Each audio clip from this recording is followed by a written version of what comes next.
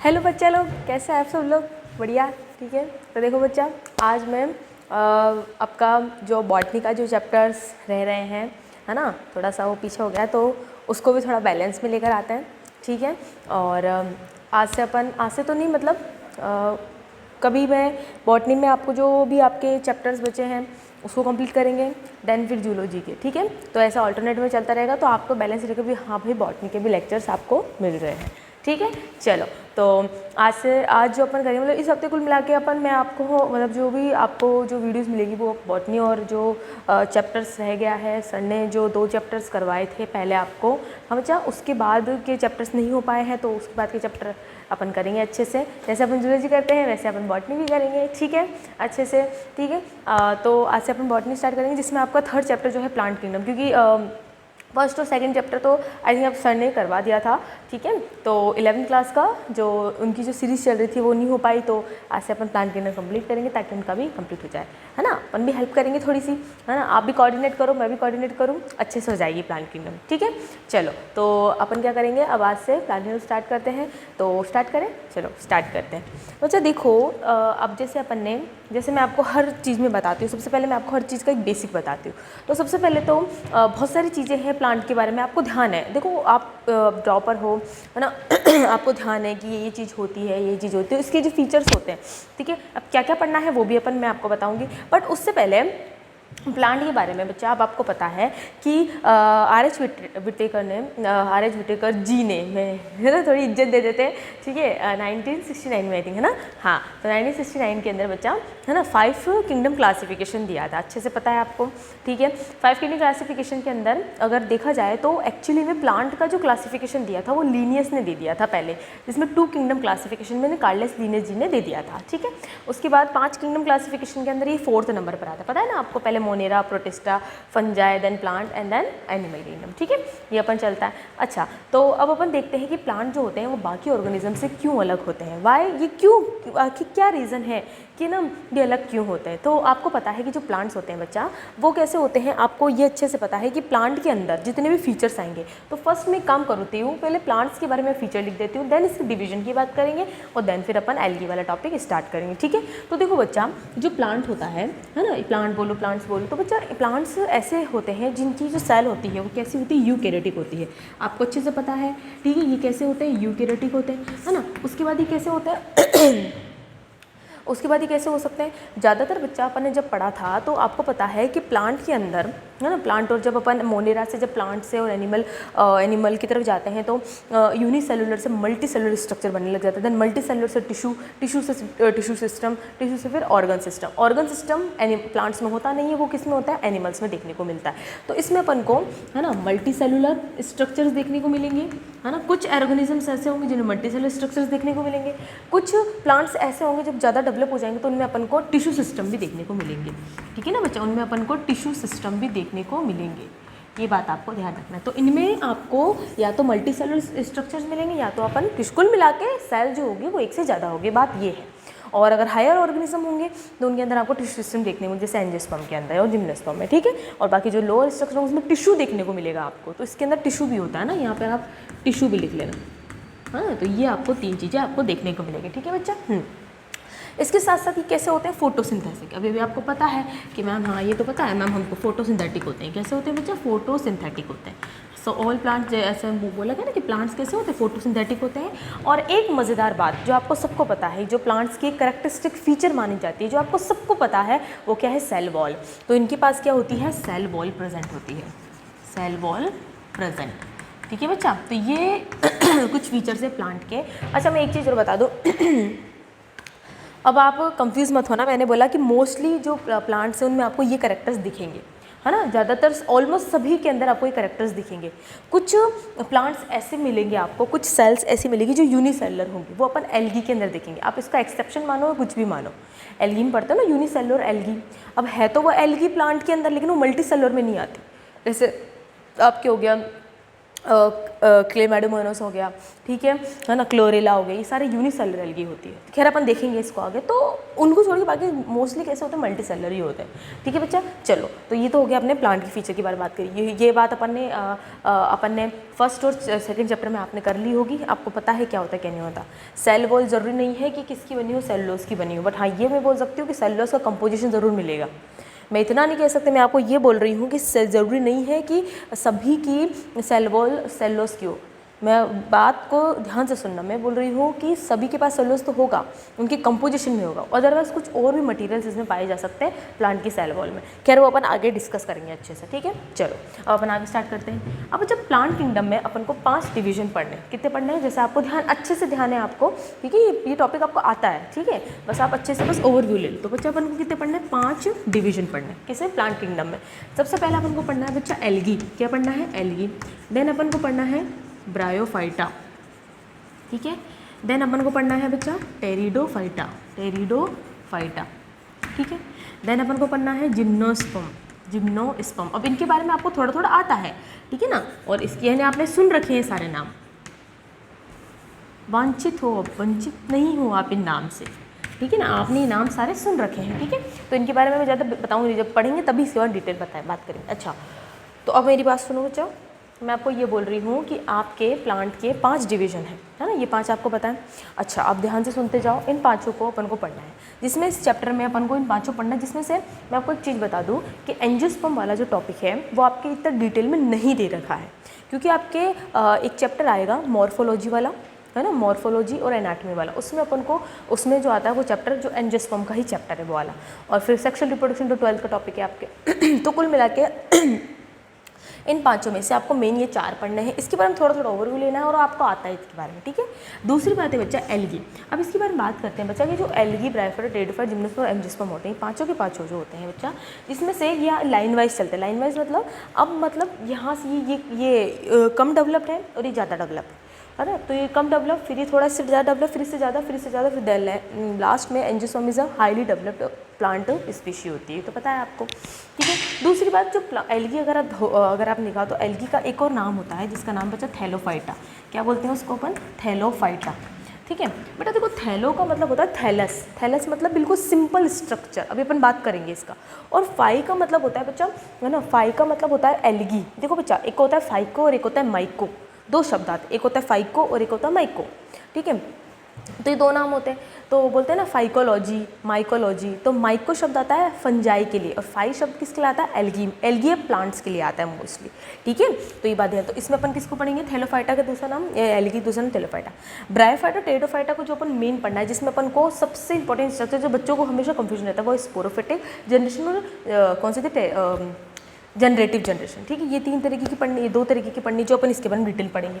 अब ये दोनों सबसे अलग है, ये दोनों अलग क्यों, क्योंकि कुछ ज़्यादा डेवलप्ड है इनसे ज़्यादा, और दूसरा इनके अंदर आपको सीड्स देखने को मिलेंगे, सीड बियरिंग प्लांट्स होते हैं, इसलिए इनको अपन क्या बोलते हैं, स्पर्मेटोसाइट, यानी मतलब ये ऐसे होते हैं जिनके अंदर क्या बनते हैं, सीड्स बनते हैं।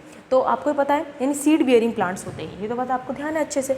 और अपन को मेन ये दोनों पढ़ने हैं, यानी बच्चों को हमेशा इन दोनों, और यही आते हैं, यहीं से आपके क्वेश्चन पूछे जाते हैं। इसके बारे में तो आपको आता है, ठीक है, इसके बारे में तो बच्चों को थोड़ा बहुत ओवरव्यू लग जाता है कि हाँ ये इसका क्वेश्चन है। अपन को मेन ये दोनों पढ़ना है और ये भी अपन को ध्यान करना है। सबसे ज़्यादा मैं, जैसे मैंने आपको हमेशा बोलती हूँ, जब भी कुछ पढ़ो सबसे पहले प्रायोरिटी एनसीईआरटी को ही देना। मैं यहाँ पर सबसे पहले एडिशन बताने से पहले मैं आपको हमेशा एनसीईआरटी की लाइन ही लिखवाऊंगी, ये बात आप समझ गए होंगे। मैं हमेशा आपको एनसीईआरटी ही प्रीफर करती हूँ सबसे पहले, और मैं बताती भी वही हूँ। सेम इस केस में भी ऐसा ही होगा, बस आप भी थोड़ा कॉपरेट होकर बच्चा बस एक बार अच्छे से एनसीईआरटी को पढ़ना। अगर कोई डाउट होता है तो फिर आप पूछ लेना, ठीक है। तो चलो अब अपन स्टार्ट करें। तो फर्स्ट अपन जो प्लांट के स्टार्ट करेंगे वो है अपना एल्गी। तो अपन जाते हैं इसको और अपना एल्गी स्टार्ट करते हैं।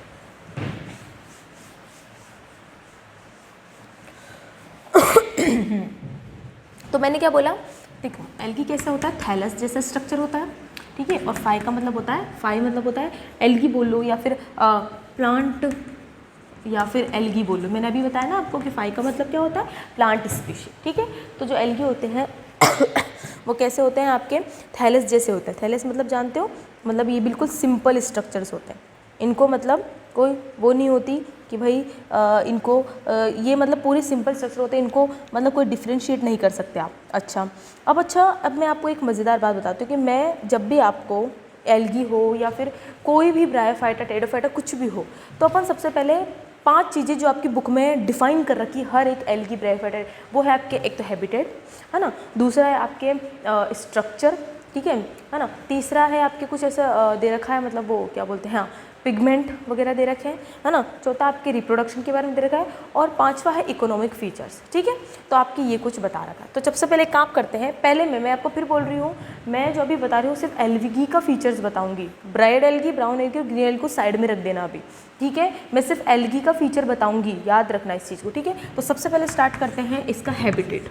अब हैबिटेट मतलब रहने का आवास, कहाँ रह सकते हैं। अब आपको पता है कि ये बहुत ही कम डेवलप प्लांट होते हैं, तो ये कहाँ रहते हैं, पानी के अंदर, पता है ना कहाँ रहते हैं, मोस्टली कहाँ रहते हैं, ये पानी में रहते हैं, ठीक है। तो यूजुअली ये 2 जगह रह सकते हैं, एक तो इनका मेन हैबिटेट, इनका मेन हैबिटाट, हैबिटेट जो भी आप प्रोनाउंसिएशन करो, एक अनयूजुअल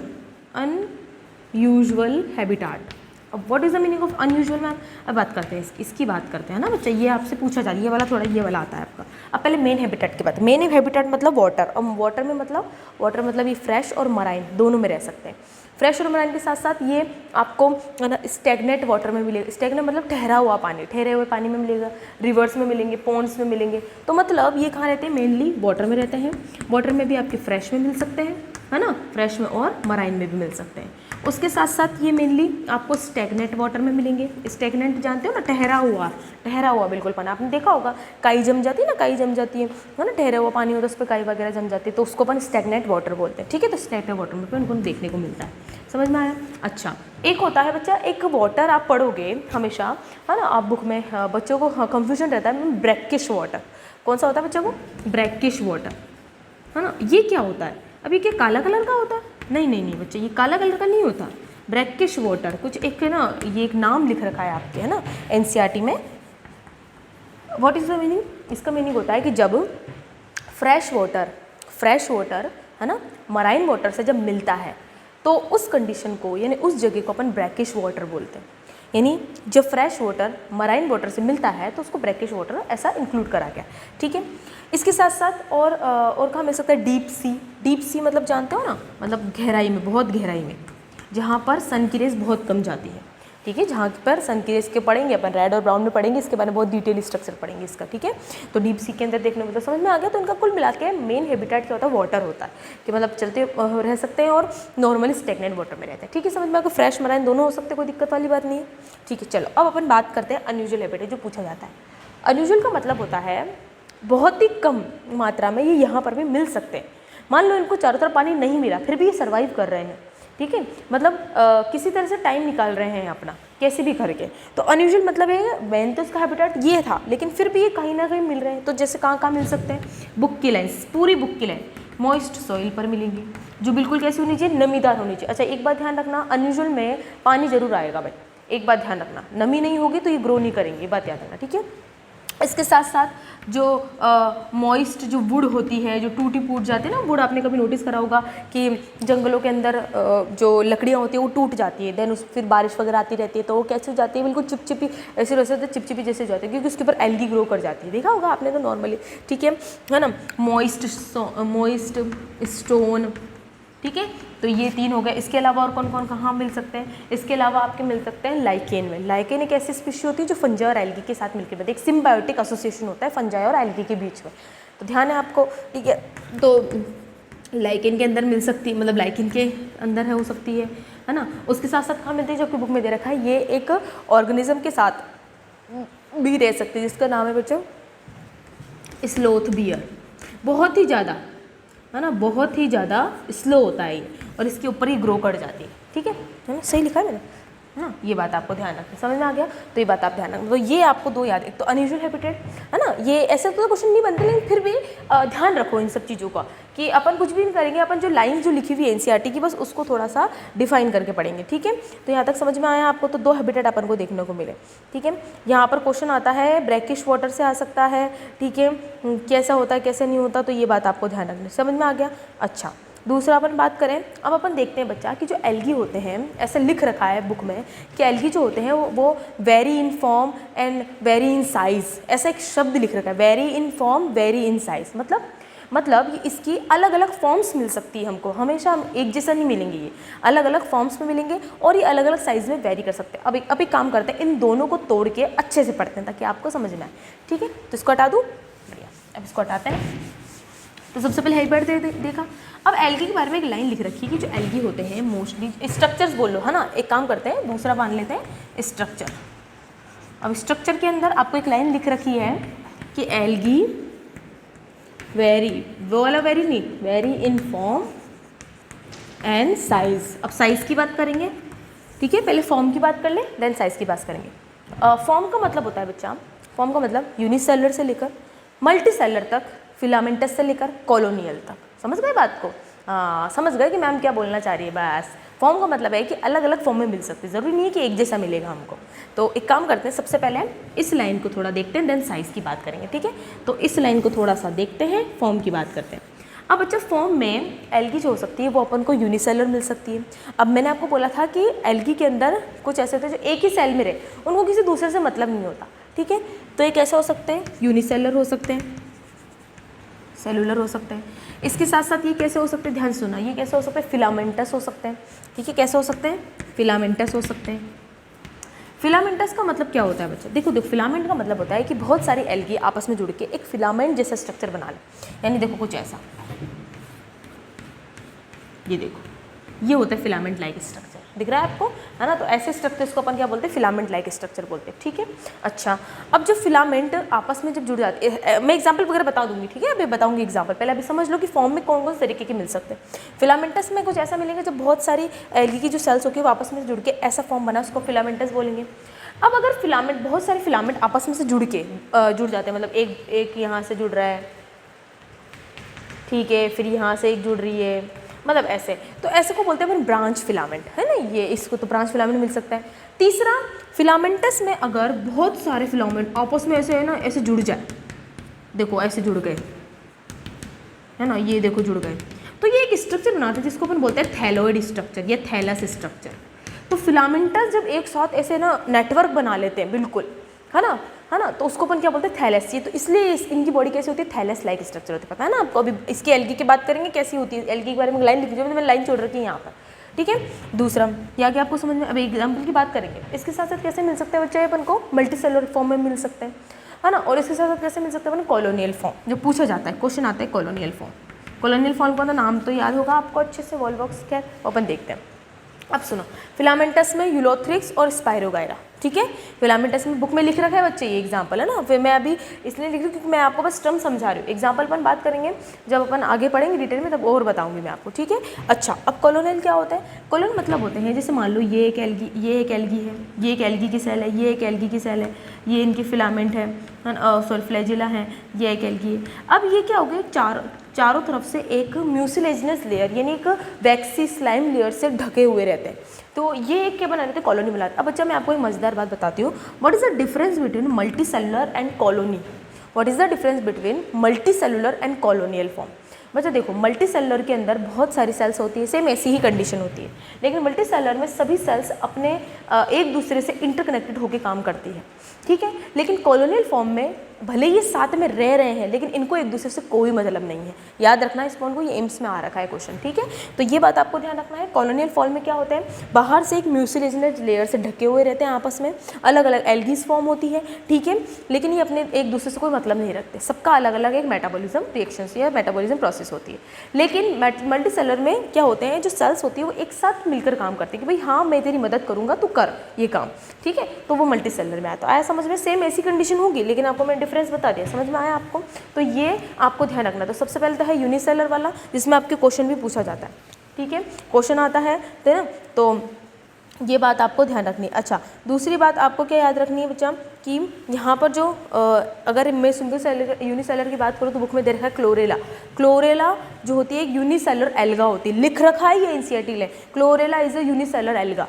एनसीईआरटी की लाइन है ये सारी की सारी। ठीक है, मैं कुछ भी आपको एक्स्ट्रा नहीं बता रही। तो इसका एग्जाम्पल आपके लिख रखा है, तो इसको लिख ले। मैं अभी नहीं लिख रही हूँ, क्यों? क्योंकि मैं अभी से आपको टर्म समझाना चाह रहा हूँ, एग्जाम्पल आएगा तो मैं समझाऊंगी, बट आपको मैं बोल रही हूँ कि क्लोरेला और क्लेमाइडोमोनास ऐसा दे रखा है आपके, कि क्लोरेला एंड क्लेमाइडोमोनास जो होता है यूनिसेलुलर एल्गा होता है। ठीक है ना। और दूसरा है आपके, है ना, फिलामेंटस के अंदर आपके यूलोथ्रिक्स आ गया, स्पायरोगायरा आ गया। इसके साथ एक और एग्जांपल है जो आपकी इस बुक में नहीं दे रखा, बट आपकी बुक में फोटोसिंथेसिस वाला जो चैप्टर उसमें ने आपके दे रखा है Cladophora. Cladophora is also filamentous algae, याद रखना। तो Ulothrix, spirogyra, Cladophora is also a filamentous algae, ठीक है। एंड देन कॉलोनियल में आपको मैंने बता दिया वॉल्वॉक्स एंड कारा, जो आपके दे रखा है, मतलब मोस्टली ऐसा कुछ दे रखा है, ठीक है। तो वॉल्वॉक्स तो आपको रट ही लेना है कि हाँ भाई ये चीज़ होती है। क्लियर, समझ में आ गया। तो ये बात आपको ध्यान रखना, मैं फिर बोल रही हूँ, ध्यान से सुन लेना। एग्जाम्पल जब पढ़ो तो एक बार एनसीईआरटी में देख लेना। अब बच्चा इतना टाइम नहीं कि मैं हर एक चीज़ को लिखूँ, मैं आपको बता देती हूँ चीज़, जो चीज़ सिंपल होती है आपको समझ में आ जाती है, वो चीज़ मैं आपको बोल देती हूँ कि एनसीईआरटी में देख लेना, आपको क्लियर हो जाएगी, समझ में आ जाएगी। समझ में आ गया। अब अपन बात करते हैं साइज़ की। अब आप बोलो मैम साइज़, हाँ साइज़ की बात करते हैं। सुनो, साइज़ का मतलब होता है एक माइक्रोस्कोपिक से लेकर एक बड़ा स्ट्रक्चर, जिसको माइक्रोस्कोप अगर आप उसको नेक आई से भी नहीं देख सकते, और एक बड़ा स्ट्रक्चर में साइज़ मतलब एक इतनी सी स्ट्रक्चर से इतना बड़ा स्ट्रक्चर बनना हो सकते हैं, इसे वेरी कर सकते हैं। यानी जो एल्गी हो सकते हैं वो माइक्रोस्कोपिक से लेकर है ना एक बड़ी बॉडी बना सकते हैं, यानी लार्ज बॉडी के अंदर भी कन्वर्ट हो सकते हैं। और अगर आपने ध्यान से अगर पढ़ा हो तो आपने एक पढ़ा होगा जिसका नाम है मैं आपको बता क्लेमाइडम, जैसे मैंने आपको यूनिसेलर, तो ये एक तरीके का माइक्रोस्कोपिक है, ठीक है। तो माइक्रोस्कोपिक से लेकर क्लेमाइडम बॉडी, लार्ज बॉडी। अब लार्ज बॉडी का एग्जाम्पल होता है कैल्प, नाम सुना है कैल्प का, ठीक है ना। तो कैल्प्स क्या होता है बच्चा, ये इतनी बॉडी अपनी बॉडी को 100 मीटर तक फैला लेते हैं, तो वो आपको दिख सकता है। तो इनकी बॉडी माइक्रोस्कोपिक से लेकर, है ना, 100 मीटर्स तक फैल सकती है, जो आपको नेकेड आई से दिख सकती है, ठीक है। तो जो कैल्प्स आते हैं वो किस में आते हैं आपके, किस में आते हैं, मतलब ये आपके किस में आते हैं, लार्ज बॉडी के अंदर आते हैं, जो आपको ध्यान रखना है। समझ में आया आपको, ठीक है। तो ये बात आपको ध्यान रखना है कि माइक्रोस्कोपिक से लेकर, ठीक है, यानी अगर आप बोलना चाहे कि सिंगल सेल से लेकर बोलना चाहो, क्योंकि माइक्रोस्कोपिक सिंगल सेल से लेकर एक बहुत बड़ी लार्ज फिलामेंटस बॉडी में कन्वर्ट हो जाए, ठीक है। क्लियर हुआ। तो ये बात ध्यान, बुक में ले रखा है सारी चीज़ें, बस मैं आपको एक चीज़ बता रही हूँ कि अगर फॉर्म और साइज़ का मतलब आए तो उसमें क्या लिखना है, क्या पूछना चाह रहा है वो, ठीक है। मैं बोलो मैम हमको आता है, अरे बच्चा आता है, आपको आता है, ठीक है, लेकिन बस डिफ्रेंशिएट करना आना चाहिए किस चीज़ का क्या मतलब होता है। क्लियर, बढ़िया। तो ये था आपका पहला जो स्ट्रक्चर में अपन ने बात करी। तो पहला अपन हैबिटेट करें, ठीक है। दूसरा अपन क्या करेंगे, दूसरा अपन ने देखा तो यहाँ पर ये चीज़ हो गई। अच्छा, अब दूसरा क्या होता है बच्चा, अब आपको ये चीज़ ध्यान रखनी है कि क्वेश्चन आता है। क्वेश्चन कैसे आता है, मैं आपको क्वेश्चन बताती हूँ, है ना। क्वेश्चन आता है यहाँ पर, आपसे क्वेश्चन पूछते हैं। एम्स में क्वेश्चन आ रखा था, मैंने देखा था, तो उसमें शायद आई थिंक 2014 के अंदर ऐसा कुछ पूछ रखा था, है ना, मतलब ऐसा क्वेश्चन था, उसमें ऐसा पूछ रखा था कि ये जो लाइन आपको दे रखी है, ये लाइन मैं आपको इसलिए बार बार बता रही हूँ क्योंकि इसी लाइन से आपके क्वेश्चन आ रखा था कि which organism is form microscopic to large body, 100 metres लिख रखा था। अब आपको वहाँ एग्जाम्पल दे रखा था। अब एग्जाम्पल में एक एल्गी का एग्जाम्पल था और एक नॉर्मल एग्जाम्पल दे रखा था। अब आपके दिमाग में हो जाए कि भाई हाँ ये चीज़ कहीं पढ़ी थी अपन, किसी एल्गी में पढ़ी थी, तो कुछ इस तरीके से क्वेश्चन आ रखा था आपका, इसलिए मैं आपको ये चीज़ हाईलाइट करके बता क्या आ गया समझ में। क्लियर, तो ये बड़ा आपको ये आपको ध्यान रखना। चलो अपन इसको मिटाते हैं। अब आगे जो है अपन को पढ़ना है, वो क्या पढ़ना है बच्चा, इसको हटा दो, चलो इसको हटाते हैं। अब अपन एक काम करते हैं, अब इतना अपन ने पढ़ लिया, तो स्ट्रक्चर के आगे पढ़ने से पहले मैं आपको एक बात बता देती हूँ। अब बुक में दे रखा है एल्गी, अभी एल्गी के बारे में बता दूँ फटाफट, मैंने ये चीज़ की नहीं होती कि आपको पता होनी। पहला, एल्गी इज अ, है ना, थैलॉइड सिंपल बॉडी। कैसी होती है, सिंपल थैलॉइड स्ट्रक्चर, पता है आपको, सिंपल थैलॉइड स्ट्रक्चर, ठीक है, simple thalloid and chlorophyll bearing structure, CHL bearing structure, पता है मैम, ये तो ये ध्यान है हमको। तो सिंपल मतलब इनकी बॉडी डिफ्रेंशिएट नहीं होती है कॉम्प्लेक्स टिश्यूज़ में या कॉम्प्लेक्स ऑर्गन में ना, इनके अंदर। अब प्लांट की बात करें तो प्लांट में क्या है, ऑर्गन उनके, टिश्यू सिस्टम क्या है, उनके रूट, स्टेम और लीफ। तो एल्गी में आपको कोई भी एक कॉम्प्लेक्स स्ट्रक्चर नहीं दिखेगा, यानी इनकी बॉडी रूट, स्टेम, लीफ में डिफ्रेंशिएट नहीं होती। थैलॉइड मतलब थैलस जैसी होती है इनकी स्ट्रक्चर, थैलस मतलब ऐसी स्ट्रक्चर बिल्कुल, और सेल्स, ये सेल्स हैं सारी की सारी, तो ऐसी थैलस जैसी स्ट्रक्चर होती है जो अनडिफ्रेंशिएट होती है, मतलब कोई डिफ्रेंशिएट नहीं होती इतनी, ठीक है। और क्लोरोफिल, अरे ये तो पता है मैम, ये तो बताऊँ मैं, क्लोरोफिल मतलब क्लोरोफिल को तो प्लांट में क्यों रखेंगे, मैंने आपको पहले बोल दिया था कि फोटोसिंथेसिस होते हैं प्लांट के, तो सारे के सारे कैसे होते हैं यहाँ पर, क्लोरोफिल बियरिंग होते हैं, ठीक है। ये बात आपको समझ में आ गई, बढ़िया। अब अपन आगे क्या पढ़ेंगे, अब इसकी अपन पढ़ेंगे एल्गी की। यहाँ पर अपन जो अब देखेंगे कि एल्गी जो होता है वो किस किस फॉर्म में वेरी करता है। अब देखो बच्चा, क्वेश्चन आपके क्या आता है, ध्यान से रखना। एल्गी में आपको पता है कि जो एल्गीज होती है, ठीक है, उनके क्या होते हैं, मतलब अगर मैं बोलूँ कि मैंने जैसे हैबिटेट की बात करी, स्ट्रक्चर की बात करी, फिर एक्सटर्नल स्ट्रक्चर की बात करी, इनकी बात करी। अगर मैं इनकी बात करूँ कि जैसे बताऊँ मैं, हाँ, अगर मैं तीसरे स्ट्रक्चर की बात करूँ तो दिस इज होता है फ्लैजिला वाला टॉपिक, आपके कुछ दे रखा है, उसको मैं आप समझा देती हूँ, जो चीज़ होगा मैं लिखूँगी। तीसरा आपको दे रखा है बच्चा, अगर तीसरे पॉइंट में अगर डालना चाहो तो आप डाल सकते हो, कोई दिक्कत नहीं। तो थर्ड पॉइंट में आप यहाँ पर फ्लैजिला वाला डाल देना। अब मैं ऐसा क्यों लिख रही हूँ, बोले मैम आप ये वाला क्यों समझा रहे हो? बच्चा अब देखो, मैं आपको एक मज़ेदार बात बताती हूँ। फ्लैजिला आपको पता है एक मोटाइल स्ट्रक्चर होता है जो किसी भी ऑर्गेनिज्म तो क्या मतलब ऑर्गेनिज्म को मूव कराने में मदद करता है, पता है आपको? अच्छा सुनो, फ्लैजिला जो होते हैं, एक और स्ट्रक्चर होता है फ्लैजिला जैसे सीलिया। तो सीलिया, फ्लैजिला ऐसे दो मोटाइल स्ट्रक्चर्स होते हैं जो ऑर्गेनिज्म की बॉडी में, भले एनिमल और प्लांट में कहीं ना कहीं तो पाए जाते हैं, ठीक है, मतलब वेरी करते प्लांट में होगा, देन एनिमल मतलब पाए जाते हैं। और ये मोटाइल मतलब उनकी सर्वाइवल के हिसाब से कैसे उनको लोकोमोट और मूवमेंट कराने में मदद करते हैं। दूसरी बात, इसके साथ साथ अब अगर आपको पता हो कि जो फ्लैजिला होते हैं ये नंबर में कम होते हैं और ये साइज़ में बड़े होते हैं। ध्यान से सुनना, बहुत मज़ेदार बात बता रही हूँ। मैंने क्या बोला कि जो फ्लैजिला होते हैं वो नंबर में कैसे होते हैं, नंबर में कैसे होते हैं, कम होते हैं, और साइज़ में कैसे होते हैं, बड़े होते हैं। लेकिन सीलिया जो होते हैं नंबर में ज़्यादा होते हैं और साइज़ में छोटे होते हैं। ये बात आपको ध्यान है? बोले मैम हमको ध्यान है। तो अब मेरी बात सुनो बच्चा, आपको पता है कि फ्लैजिला एक लोकोमोटिव स्ट्रक्चर होता है, लेकिन एक मज़ेदार बात बताऊँ, फ्लैजिला किसी भी ऑर्गेनिज्म की, भले वो ऑर्गेनिज्म एक मल्टी सेलुलर, एक यूनिसेलुलर से लेकर एक मल्टी सेलुलर ऑर्गेनिज्म क्यों ना हो, बहुत सुनना ध्यान से, मैंने क्या बोला, एक ऑर्गेनिज्म यूनिसेलुलर से लेकर एक मल्टी सेलुलर, एक ऑर्गन सिस्टम वाले अपन लोग ही क्यों ना हो, उनकी हमेशा यूनिसेलुलर स्टेज में ही पाया जाता है। अब वापस मैंने क्या बोला, ऑर्गेनिज्म कैसा भी हो, उस ऑर्गेनिज्म की सिर्फ यूनिसेलुलर स्टेज में उसके सेल के अंदर फ्लैजिला पाया जाता है। अब मैं आपको एग्जांपल देती हूँ तो ज़्यादा समझ में आएगा आपको, शायद आपको एक और डिफरेंस मिल जाएगा फ्लैजिला और सीलिया के अंदर। चलो एग्जांपल की बात करते हैं। सबसे पहले ह्यूमन की बात कर लेते हैं। क्या ह्यूमन में भी फ्लैजिला प्रेजेंट होते हैं?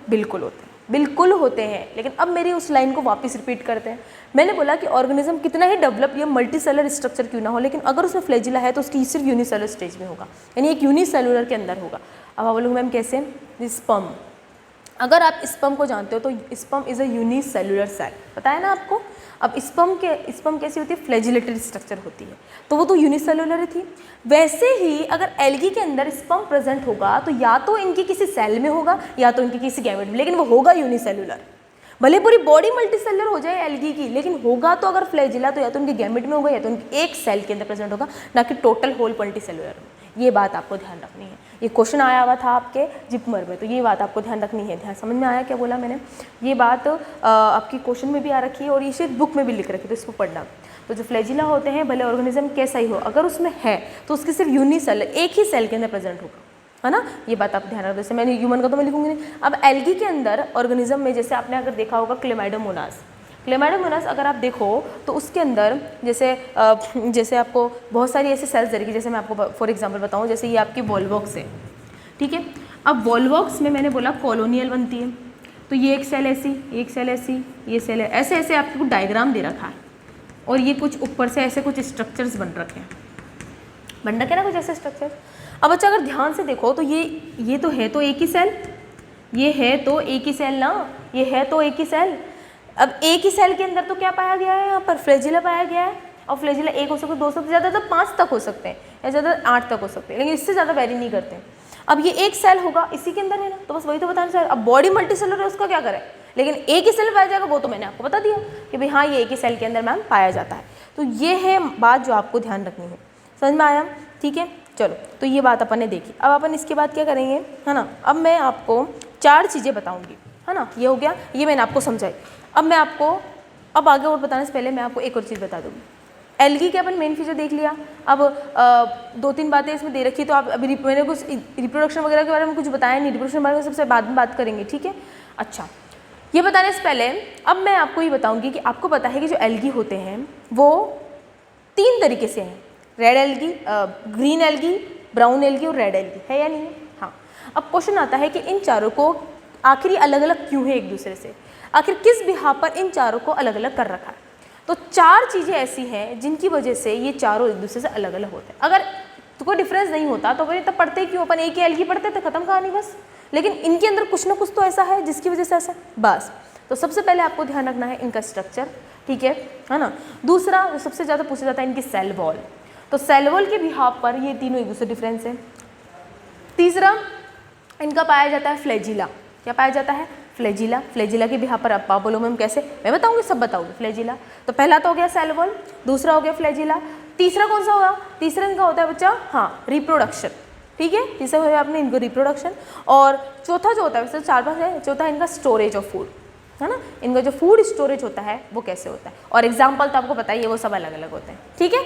तो अब एक काम करें, मैं यहाँ पे लिख दूँ कि जो एल्गीज होती है, एल्गी जो होती है वो किस किस फॉर्म में वेरी करती है बच्चा, तो ये बात आपको ध्यान रखना है, ठीक है। तो देखो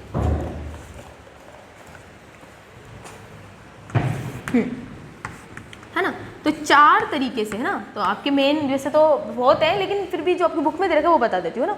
तो सबसे पहला है सेल वॉल, जो सबसे ज़्यादा पूछा जाता है ये क्वेश्चन, ठीक है। इसके साथ साथ कौन सा है? फ्लैजिला, ठीक है।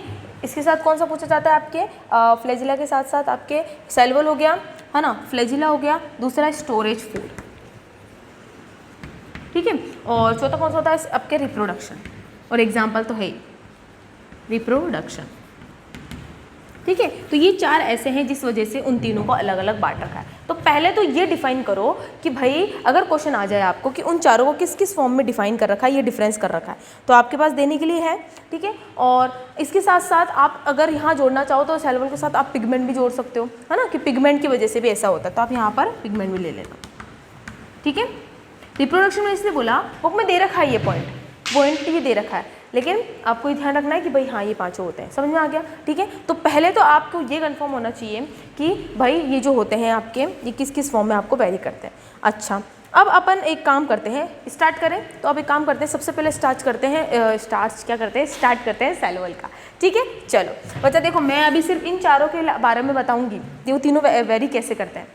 फिर अपन ग्रीन एल्गी को अच्छे से पढ़ेंगे डिटेल, और उसमें से मेरे को सिर्फ लिखना होगा क्योंकि आपको मैंने पहले ही बता दी बहुत सारी चीज़ें, ठीक है। इसी में अपन मेन कवर कर लेंगे, देन उसमें अपन को ज़्यादा टाइम नहीं लगेगा, ठीक है। तो आपको समझ आ जाएगा हाँ भाई ये चीज़ हम कर, लेकिन अब यहाँ पे आपको ध्यान रखना है, पूछा जाता है। तो सबसे पहले स्टार्ट करते हैं अपन सेल वॉल, ठीक है।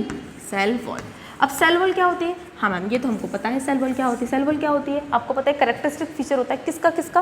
प्लांट्स का, मैम ये चीज़ आती है हमको। दूसरा, सेल वॉल जो होती है जो कहाँ होती है? सेल के बाहर, ये एक सेल है और इस सेल के बाहर एक लेयर होती है जो प्रोटेक्टिव लेयर होती है। प्रोटेक्टिव जानते हो ना, प्रोटेक्शन का काम करेगी। इसके साथ साथ ये इसको पर्टिकुलर शेप देगी, है ना। अगर पानी अंदर चला गया, मतलब ऑस्मोटिक रेगुलेशन में, बैलेंस में मदद करने का काम करती है। सेल वॉल एक वॉल होती है जो उसको ब्रस्ट होने से बचाने का काम करती है, मतलब तहस नहस होने से बचाने। खैर तो आपको ध्यान है। अब दूसरी तो है प्लाज्मा मेम्ब्रेन और ये है अपनी सेल वॉल। अब सेल वॉल का कंपोजिशन प्लांट में किसका होता है? सेलुलोज का। अब मैंने आते ही आपको एक बात बोली थी कि प्लांट की सेल वॉल किसकी बनी होती है? सेलुलोज की बनी होती है। लेकिन क्या सभी के अंदर सेलुलोज ही होगा? अगर क्या सभी एल्गी, क्या सभी में ही सेलुलोज होता तो शायद मैं सेल वॉल को डिफ्रेंशिएट नहीं कर रही होती इन तीनों के अंदर, ठीक है। तो यहाँ लिख देती हूँ मैं, डिफ्रेंशिएट ऑफ 3 एल्गी, ठीक है। ये आपको ध्यान रखना, वो इनके भी यहाँ पर होता है। अब क्वेश्चन आता है कि सेल वॉल किसमें किस किस की बनी होती है। अब मेरी बात सुनना, ध्यान से सुनने, एक मज़ेदार बात बताती हूँ। रेड एल्गी, अरे क्या लिख रही हूँ मैं, ग्रीन एल्गी, ब्राउन एल्गी और रेड एल्गी, ठीक है, ऐसे लिख रही हूँ मैं, समझ जाना आप लोग, है ना। अच्छा अब सुनो, तीनों में ही सेलुलोज पाया जाएगा। मैंने आपको क्या बोला था, प्लांट कोई सा भी हो सेलुलोज में होता है, इसके अलावा अलग अलग चीज़ें होती हैं, ठीक है। सुनते जाओ, तीनों में ही सेलुलोज होगा, इसमें भी होगा, इसमें भी होगा और इसमें भी होगा, ठीक है। तो फिर मैं बोलूँगी मैम फिर डिफरेंस क्या है? हाँ अब आता है difference, green algae, brown algae और रेड एल्गी, ठीक है। ग्रीन एल्गी के अंदर आपको पता होना चाहिए, ठीक है, कि सेलुलोज के साथ पाया जाता है पैक्टीन। क्या पाया जाता है? पैक्टीन, ठीक है। सुनते जाओ, फिर अभी बात करेंगे इसकी, जब ग्रीन में पढ़ेंगे तब बात करेंगे। अभी ऊपर से बता रहे हो कि 5 में कैसे डिफरेंस है। ब्राउन एल्गी के अंदर जो पाया जाता है वो आपके क्या बोलते हैं जिसको अपन क्या बोलते हैं भूरे जो स्टार्ट जैसे अपन ने बात करी थी, ठीक है, उसके पाया जाता है आपके एल्जीन, ठीक है। और रेड एल्गी के अंदर अपना पाया जाता है कार्जेनिन, ठीक है। तो ये 3 होते हैं जिसकी वजह से 3 होती है। क्या बोला मैंने, सेलुलोज का कंपोजिशन प्लांट में सब में सेम रहेगा, ये तो अपन पढ़ते हैं, लेकिन इन तीनों को इस सेल वॉल के बिहाफ पर डिफरेंशिएट कर रखा है। ग्रीन एल्गी में सेलुलोज के साथ पेक्टिन भी मिलेगा जो बाकी दोनों एल्गी में नहीं मिलेगा। ब्राउन एल्गी में सेलुलोज के साथ एल्जिन मिलेगा जो बाकी उन दोनों में नहीं मिलेगा। और रेड एल्गी में सेलुलोज के साथ कार्जिनिन मिलेगा। अरे तभी तो ये डिफरेंस है एक दूसरे से, जब तो यहाँ लिखा है कि डिफरेंस है, तीनों एल्गी क्यों डिफरेंस है, इन 5 फीचर्स की वजह से। तो पहला फीचर समझ में आ गया, ये था, सबसे ज़्यादा पूछा जाता है ये क्वेश्चन, ध्यान रख लेना, ठीक है। तो ये वाला आपको याद रखना है, यहाँ पर आर आ रहा है तो आर से एल्गी याद रखोगे, ठीक है। और ए आ रहा है तो उसको उल्टा कर देना बी, ठीक है। तो ब्राउन एल्गी में ए फॉर एल्जिन पर, इसलिए तो आपने देखा होगा एल्जीन और कार्जिनिन एक पिगमेंट्स निकलते हैं, और पिगमेंट एक कॉम्पाउंड्स निकलते हैं जो अपने काम आते हैं हाइड्रोकोलाइड्स बनाने में, आइसक्रीम वगैरह बनाने में, सोल्यूशन बनाने में काम आते हैं। तो वो यहीं से तो निकलते हैं, इनकी कहाँ से, सेल वॉल से। ये क्वेश्चन आ रखा है कि भाई जब आप ब्राउन एल्गी से जो एल्जिन निकालते हो तो उसके किस स्ट्रक्चर से निकालोगे, तो आंसर है सेल वॉल से। समझ में आया। सेम यही क्वेश्चन रेड एल्गी से अगर निकालोगे तो कहाँ से निकालोगे, उसके सेल वॉल से। कार्जिनिन निकालोगे तो कहाँ से निकालोगे, उसके सेल वॉल से। तो कार्जिनिन कहाँ पर, ये क्वेश्चन आपके आ रखा था, रीच में आ रखा था शायद पहले, कि कार्जिनिन जो होता है वो रेड एल्गी में कहाँ पाया जाता है, तो सेल वॉल के कंपोजिशन में सेलुलोज के साथ पाया जाता है। ये है सबसे ज़्यादा आपके आने वाला क्वेश्चन, समझ में आ गया। तो ये बात आपको ध्यान रखनी है। तो सेलुलोज वाला क्लियर हुआ आपको कि सेलुलोज के बिहाफ पर इनको कैसे कैसे बांट रखा है, ठीक है। क्वेश्चन आपसे पूछा जाता है, ठीक है, फिर आपके दिमाग में रहता है कि ये चीज़ कैसे आ गई कैसे नहीं आ गई, ठीक है। समझ में आया आपको, है ना। अब दूसरा बात करें अपन, दूसरी बात करते हैं, ठीक है।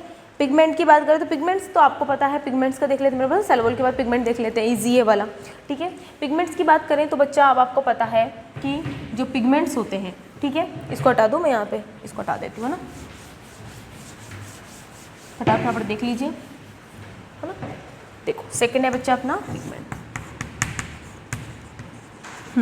ठीक है। जो पिगमेंट होते हैं आपको पता है, ये पिगमेंट जो होते हैं फोटोसिंथेसिस करने में मदद करते हैं, पता है मैम, हमको ध्यान है, आप है ना, यानी फोटोसिंथेसिस करने में मदद करते हैं, पता है आपको।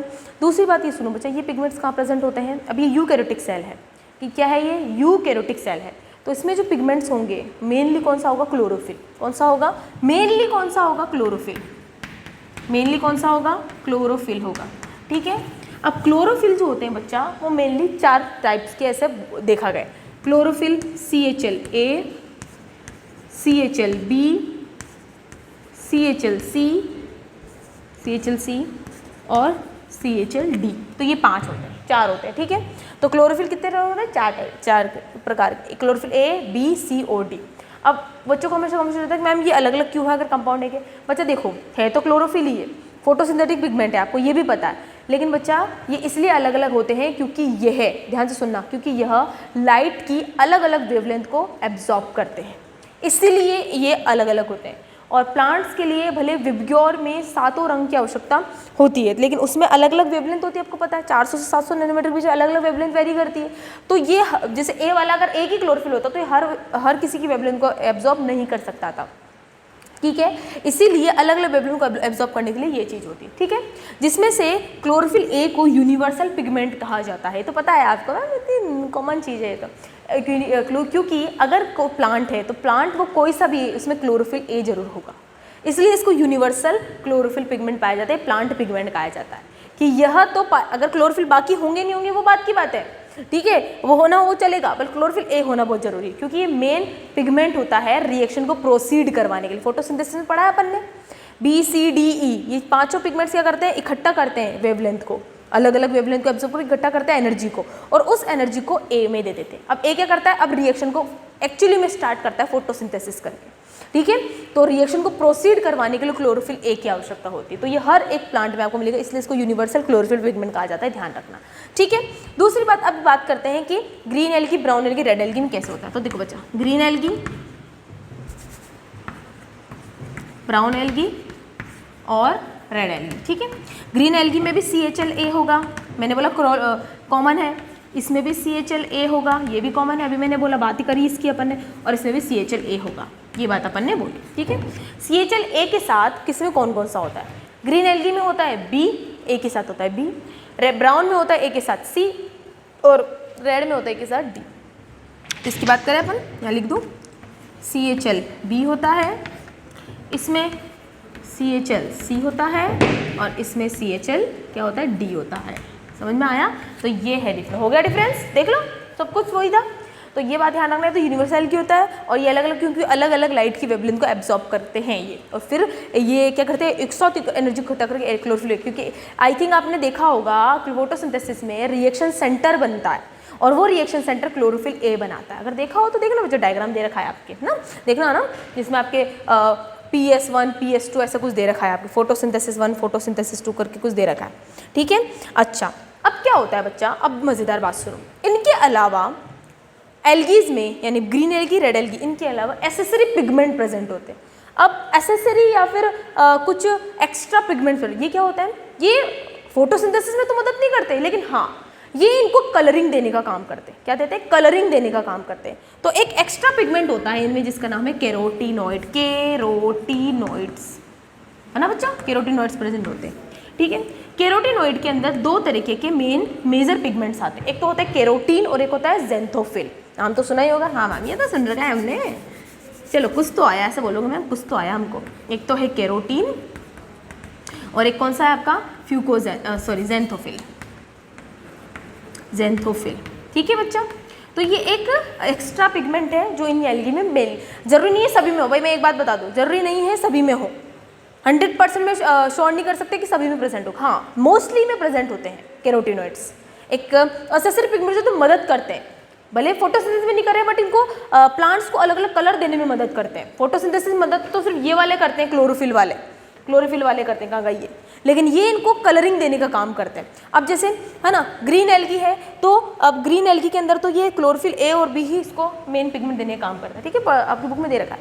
अब अगर मैं ब्राउन एल्गी की बात करूँ तो ब्राउन एल्गी के अंदर फ्यूकोजेंथिन पाया जाता है, एक्स्ट्रा पिगमेंट होता है फ्यूकोजेंथिन, पढ़ना, लिख रखा है, ठीक है, जो इसको ब्राउनिश कलर देगा। और रेड एल्गी के अंदर एक्स्ट्रा पिगमेंट होता है जिसका नाम है आपके क्या है, फाइकोइरिथ्रिन। अरे मैम ये तो सुन रखा है हमने, अब याद कैसे करोगे?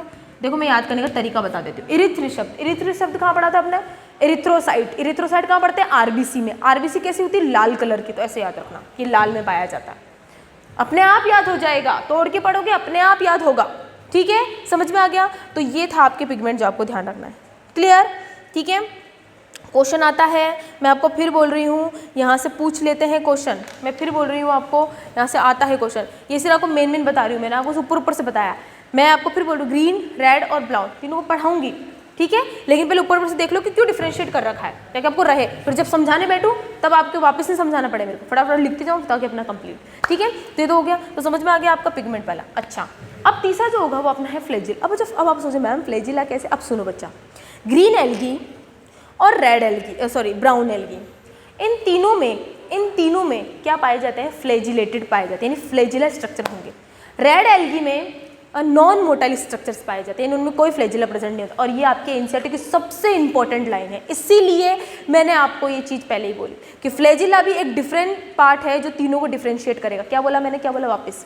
ग्रीन एल्गी में भी आपको फ्लैजिला दिखेंगे, यानी उनकी सेल में फ्लैजिला दिखेंगे, और ब्राउन एल्गी में भी आपको फ्लैजिला दिखेंगे, लेकिन आपको रेड एल्गी में फ्लैजिला नहीं दिखे, यानी उसके गैमिट्स में, अब वो गैमिट बनाए कुछ ही बनाए, उसके गैमिट्स में आपको फ्लैजिला नहीं दिखेंगे, ये बात याद रखना। यही आता है क्वेश्चन। अब बोलो मैम कैसे? अरे आता है भाई, क्वेश्चन बताऊंगी, ठीक है। तो अभी काम करते इसको लिख ले, है ना, हटा दो इसको, मैं बुक में दे रखा है, इसीलिए तो रेड एल्गी डिफरेंस है। रेड एल्गी क्यों डिफरेंट है इनसे, इन दोनों से, यही रीज़न है। तो तीसरा क्या है अपने पास? फ्लैजिला, है ना। अब फ्लैजिला की बात करें तो फ्लैजिला देखो बच्चा, मैं आपको फिर बोलूँ कि फ्लैजिला जो होते हैं, मैंने अभी आपको बोला ये एक मोटाइल स्ट्रक्चर, कैसे होते हैं? मोटाइल स्ट्रक्चर्स होते हैं, ठीक है, और इनका जो नंबर होता है वो कम होता है, ठीक है, हाँ 2 से 8 के या 10 के बीच में हो सकता है। ग्रीन एल्गी में भी प्रेजेंट होते हैं, इनकी स्टेज में कहीं ना कहीं आपको मिलेगा, मैं रिप्रोडक्शन पढ़ाऊंगी जब आपको बताऊंगी ये चीज़। फ्लैजिला ब्राउन एल्गी में भी आपको प्रेजेंट होंगे, यानी इनकी गैमेट हो, जूस पोर कुछ भी बने उसमें आपको दिखेगा। लेकिन रेड एल्गी में ये एब्सेंट होता है। और यही आपसे पूछा जाता है कि रेड एल्गी की गैमेट में भले वो असेक्सुअल बने या सेक्सुअल बने, क्या उनमें गैमेट्स दिखेंगे? नहीं दिखते। याद रखना इस चीज़ को। समझ में आया?